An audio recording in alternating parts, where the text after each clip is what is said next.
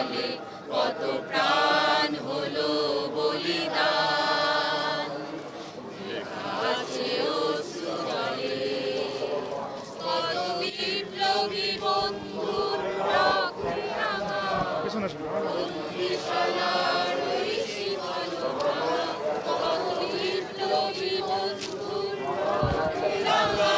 তারা কি ফিরবে আজ, তারা কি ফিরবে আজ সুপ্রভাতে, কত তরুণ তরুণ গেছে অস্তাচলে, মুক্তির মন্দির সোপানো তলে কত প্রাণ হলো বলিদান, আছে অশ্রু জলে।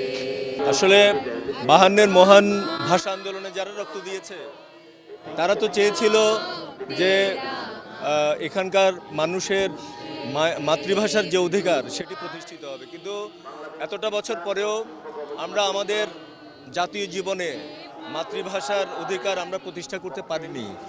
এখানে বাঙালি তো বটেই, বাঙালিদের বাইরেও যে জাতিসত্তাগুলো আছে সেই জাতিগোষ্ঠীর যে সাংস্কৃতিক অধিকার, মাতৃভাষায় পড়াশোনা করবার অধিকার, সেটিও কিন্তু এখনো পর্যন্ত হয়নি।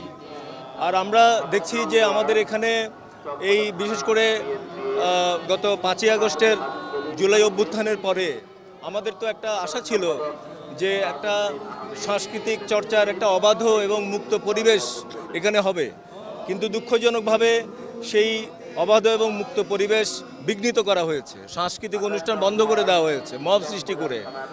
উদীচী, ছায়ানট এই সমস্ত প্রতিষ্ঠানের উপরে হামলা করা হয়েছে, আগুন দিয়ে পুড়িয়ে দেওয়া হয়েছে।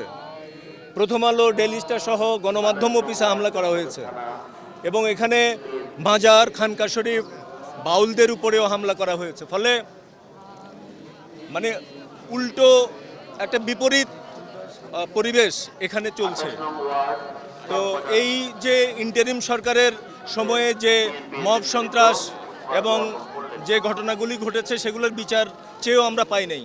আমরা তখন বলেছিলাম যে জনগণের ভোটে নির্বাচিত একটা গণতান্ত্রিক সরকার যখন আসবে তখন আমরা এই উদীচী, ছায়ানট এই সমস্ত হামলার বিচারগুলো আমরা দাবি করব।